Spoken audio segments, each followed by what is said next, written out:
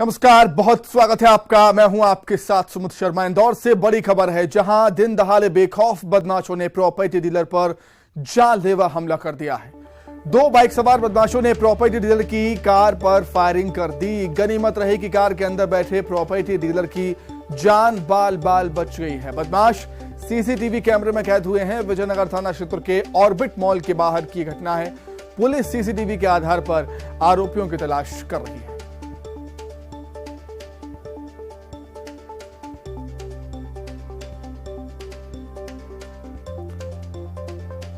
अधिक जानकारी के लिए हम बातचीत करेंगे। संवाददाता विकास सिंह चौहान जुड़े हुए हैं फोन पर। विकास, जिस शहर में पुलिस कमिश्नर सिस्टम लागू हो, वहां पर दिन दहाड़े ऐसी घटना हो जाना, सवाल खड़े होंगे ही।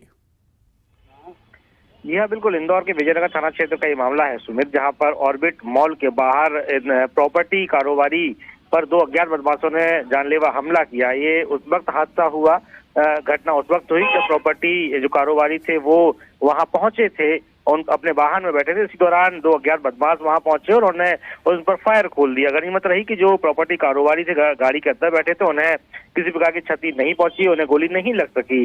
बहरहाल ये पूरा जो घटना है वो सीसीटीवी में कैद हुआ है। सीसीटीवी के आधार पर पुलिस अब संदेहियों की तलाश कर रही है। साथ ही पूछताछ में भी जुटी हुई है पुलिस की आखिर क्या पुरानी रंजिश थी प्रॉपर्टी कारोबारी से। अन्य बिंदुओं की भी पड़ताल की जा रही है। ठीक है विकास, और कहीं ना कहीं ये घटना ये भी बताती है कि जो बदमाश हैं वो पुलिस से बेखौफ हैं इस समय, क्योंकि दिन दहाड़े ही ऐसी घटना को अंजाम दे रहे हैं बदमाश। बहुत शुक्रिया आपका तमाम बातचीत के लिए।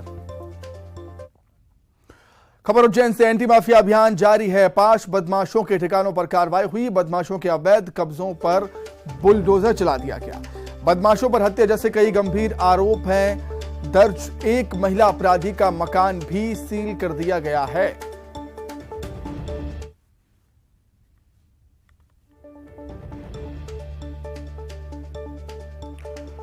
उज्जैन से बड़ी खबर आपको बता रहे हैं, जहां पर एंटी माफिया अभियान लगातार जारी है। 5 बदमाशों के ठिकानों पर कार्रवाई हुई है। बदमाशों के अवैध कब्जों पर बुलडोजर चलाकर ध्वस्त कर दिए गए हैं। बदमाशों पर हत्या जैसे कई गंभीर मामले दर्ज। शासन का जो गाइडलाइंस रहती है हमारे पास एंटी माफिया अभियान, उसी के तहत उनके मकानों को चिन्हित किया जाता है जिनके अपराध बहुत ज़्यादा होते हैं। तो उसी श्रृंखला के अंदर थाना नीलगंगा के अंदर 3 लोगों के अवैध मकान को जमींदोज किया गया है। अधिक जानकारी के लिए बातचीत करेंगे। उज्जैन संवाददाता अजय पटवा जुड़े हुए हैं फोन पर। अजय, ये कार्रवाइयां बता रही हैं कि मध्य प्रदेश में एंटी माफिया अभियान अभी रुका नहीं है, निरंतर जारी है।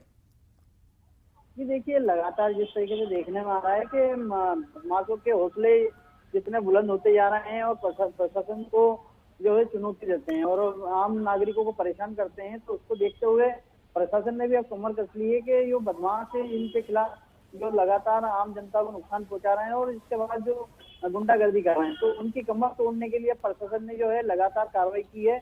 आज जो है 5 जगह कार्रवाई की है और 5 बदमाशों के खिलाफ जो उनके जो अवैध मकान थे उनको ध्वस्त किया गया है। प्रशासन का यही कहना है कि यदि कोई भी बदमाश इस तरीके की गुंडागर्दी करेगा या आम जनता को परेशान करेगा या किसी भी उसमें परेशानी होगी, तो इनके खिलाफ हम सख्त कार्रवाई करेंगे। फिलहाल नगर निगम और पुलिस प्रशासन की टीम ने जो है आज 5 जगह कार्रवाई की और इन बदमाशों के मकान को ध्वस्त किया गया है। जी ठीक है अजय, बहुत धन्यवाद तमाम जानकारी के लिए। खबर रीवा से है। नकली नोट के साथ युवक पकड़ाया है। 500 के 74 नकली नोट इससे बरामद हुए हैं। मुखबिर की सूचना पर पुलिस ने कार्रवाई की है। पान की दुकान से बरामद किए गए हैं ये नोट। बस स्टैंड के पास पान की दुकान से नोटों को बरामद किया गया।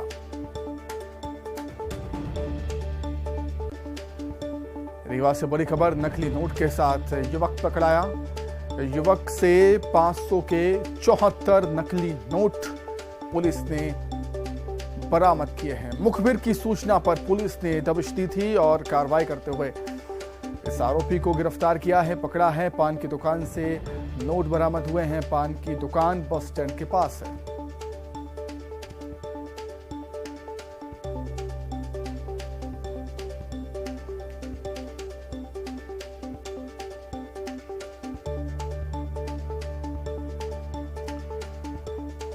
तो रीवा में नकली नोटों के साथ एक युवक पकड़ाया। इस युवक के पास से पुलिस को 500 के 74 नोट मिले हैं। मुखबिर की सूचना पर पुलिस ने यह कार्रवाई की है। अधिक जानकारी के लिए बात करेंगे। रीवा संवाददाता अर्पित पांडे जुड़े हुए हैं फोन पर। अर्पित, क्या कुछ और जानकारी है आपके पास? जी बिल्कुल सुमित, आपको बता दें ये सिविल लाइन थाना पुलिस ने बस स्टैंड में एक आरोपी को गिरफ्तार किया है, जिसके पास से नकली नोट बरामद किए गए हैं। जानकारी के मुताबिक तकरीबन 74 नोट 500 के हैं, जिन्हें आरोपी के द्वारा खपाने की कोशिश की जा रही थी। और इससे सबसे बड़ी बात यह निकल के सामने है कि आरोपी ने इसे ऑनलाइन के माध्यम से मंगाया हुआ था और बाद में रीवा में इसे खपाने की कोशिश कर रहा था, जिसके बाद पुलिस ने मुखबिर की सूचना पर आरोपी को गिरफ्तार किया है और अब उससे पूछताछ की जा रही है। जानकारी यह भी निकल के आ रही है कि इसमें बहुत बड़े जो गैंग है उसका खुलासा हो सकता है। ठीक है, बहुत शुक्रिया तमाम जानकारी के लिए।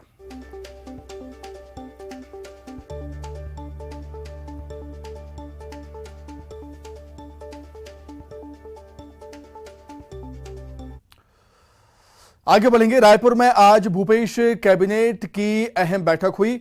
बैठक में कैबिनेट के मास्टर स्ट्रोक खेलते हुए तय किया गया है कि राज्य के अधिकारियों कर्मचारियों के एनपीएस की राशि वापस करने की केंद्र सरकार की मनाही के बाद भी पुरानी पेंशन योजना का लाभ दिया जाएगा। वहीं स्कूल भवनों की मरम्मत के लिए विशेष योजना प्रारंभ कर योजना के तहत कुल 780 करोड़ रुपए स्कूलों की मरम्मत में खर्च किए जाएंगे, जबकि दिसंबर 2023 तक 63 लाख हितग्राहियों को फ्री में चावल मिलता रहेगा।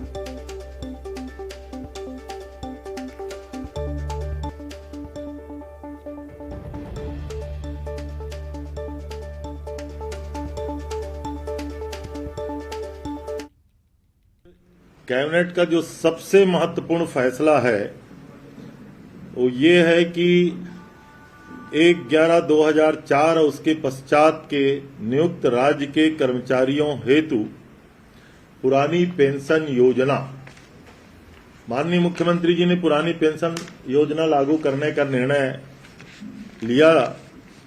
केंद्र सरकार से इस हेतु लगभग 17,545 करोड़ रुपया ये कर्मचारियों की निधि जो जमा है, हमने इसकी मांग की। केंद्र सरकार लगातार ये राशि देने के लिए अब केंद्रीय वित्त मंत्री माननीय निर्मला सीतारमण ने तो मना ही कर दिया। केंद्र सरकार के राशि वापस करने की मनाही के बाद भी हमने छत्तीसगढ़ सरकार ने पुरानी पेंशन योजना को लाभ कर्मचारियों को देने का निर्णय लिया है। भूपेश कैबिनेट के फैसले पर बीजेपी का बयान सामने आया। बीजेपी के प्रदेश महामंत्री ओपी चौधरी ने पुरानी पेंशन योजना को लेकर सरकार को घेरा।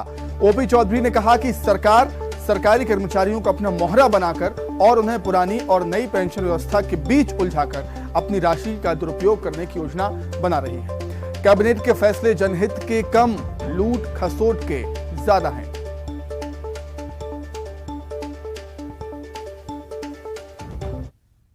छत्तीसगढ़ के कांग्रेस सरकार के कैबिनेट के कुछ फैसले आज आए हैं।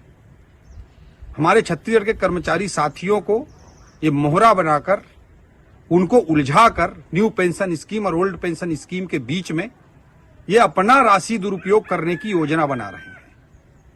इनका दो ही उद्देश्य है, 14% राशि कर्मचारियों के खाते में जो दिया जाता था उसे ना देना पड़े, और दूसरा 2004 से 2022 तक 18 सालों में राज्य सरकार ने कर्मचारियों के खाते में जो पैसा जमा किया है उसका दुरुपयोग किया जा सके, उसको ये लेकर के दुरुपयोग कर सके, इसीलिए ये बातें कर रहे हैं।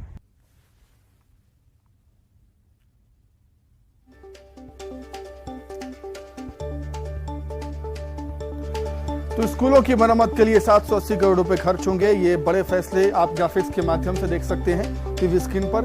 वृक्ष संपदा योजना प्रारंभ करने का फैसला भी कैबिनेट की बैठक में लिया गया है। मोटे अनाज के उत्पादन को बढ़ावा भी दिया जाएगा, ये भी फैसला है। जुआ विधेयक 2022 के प्रारूप को अनुमोदन भी दिया गया है।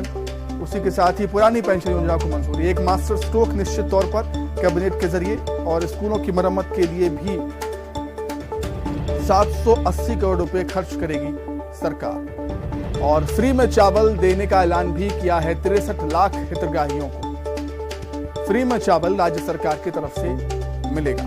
तो कई बड़े फैसले भूपेश कैबिनेट की बैठक में लिए गए और इन फैसलों पर बीजेपी अब सवाल भी उठा रही है। खासतौर से पुरानी पेंशन योजना में जो फैसला लिया गया है उसको लेकर बीजेपी कह रही है कि पुरानी पेंशन और नई पेंशन व्यवस्था के बीच उलझाकर राज्य सरकार जो राशि है उसका दुरुपयोग करना चाहती है।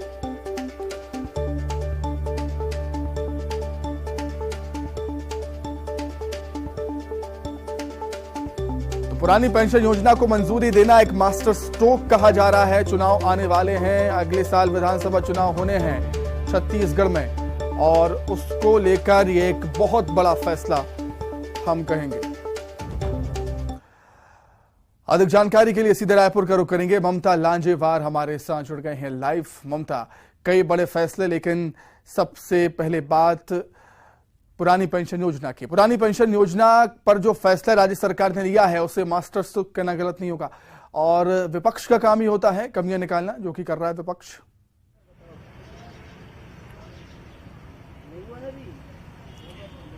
बिल्कुल, देखिए कैबिनेट की आज बैठक हुई मुख्यमंत्री निवास में और उसके बाद में खुद सीएम हाउस में ही ब्रीफिंग की गई और मंत्री रविंद्र चौबे जो संसदीय कार्य मंत्री हैं, इसके साथ ही कवासी लखमा और अमरजीत भगत मौजूद थे। सबसे बड़ी अगर हम बात करें तो राज्य के कर्मचारियों को जो एक तरह से जो सौगात राज्य सरकार ने दी थी, जो पुरानी पेंशन स्कीम लागू की थी, उसके बाद में लगातार केंद्र और राज्य के बीच में तकरार जो है वो देखी जा रही थी।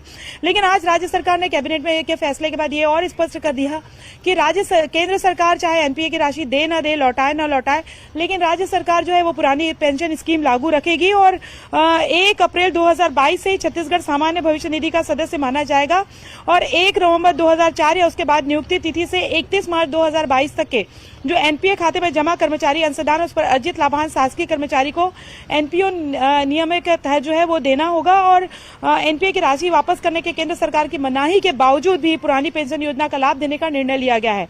दूसरी बात अगर हम बात करें तो शासकीय सेवक पुरानी पेंशन योजना के विकल्प के तौर पर 1 नवंबर 2004 से 31 मार्च 2022 तक एनपीए खाते में शासन के जमा किए गए अंशदान उस पर प्राप्त लाभांश को शासन के खाते में जमा करना होगा।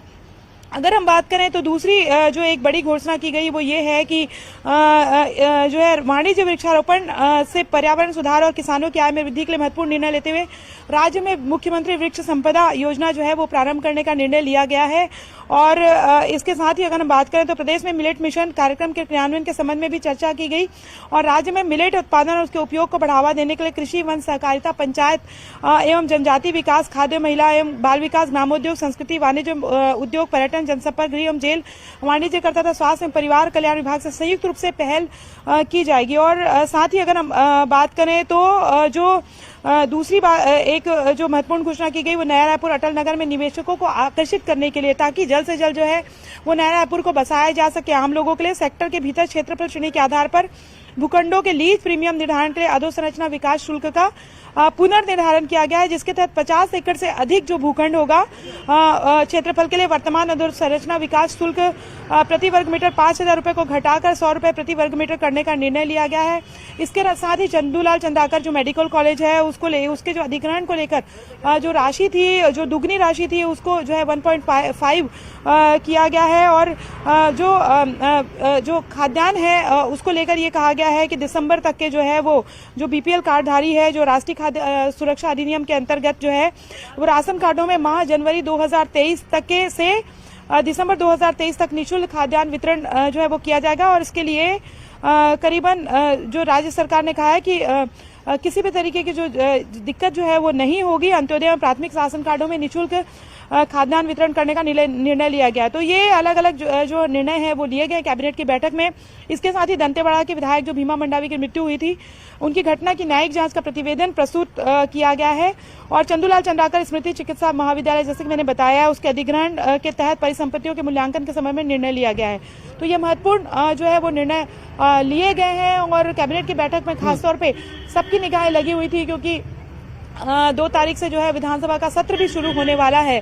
और सबसे बड़ी बात अगर हम बात करें तो राज्य के जो सरकारी जो कर्मचारी है उनको खासतौर पर एक तरह से कहें कि वो और आने वाला सामने की- साल चुनावी साल होगा, ये भी हमें महत्वपूर्ण ध्यान देने वाली बात है। बहुत धन्यवाद आपका ममता, जुड़ने के लिए। आगे बढ़ते हैं बड़ी खबर मुरैना से, जहां पर नूराबाद थाना के धनेला गांव में खेत के विवाद को लेकर एक ही परिवार के दो भाइयों में गोली चल गई। इस गोलीबारी में एक युवक घायल हुआ है। पुलिस ने मामला दर्ज कर आरोपियों की तलाश शुरू कर दी है। घटना का वीडियो सामने आया है, जिसमें आप देख सकते हैं कि एक पक्ष की ओर से ताबड़तोड़ फायरिंग हो रही है।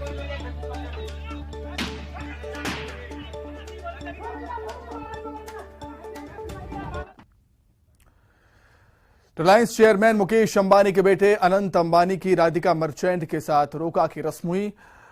राजसमंद के नाथ द्वार में रोका समारोह का आयोजन किया गया और इस खास रस्म को निभाने के लिए अंबानी और मर्चेंट परिवार राजसमंद जिले के नाथ द्वारा स्थित श्रीनाथ जी मंदिर पहुंचा। कपल की रोका सेरेमनी से पहली तस्वीर सामने आ गई है और इस फोटो में कपल एक दूसरे के साथ काफी खुश नजर आ रहा है।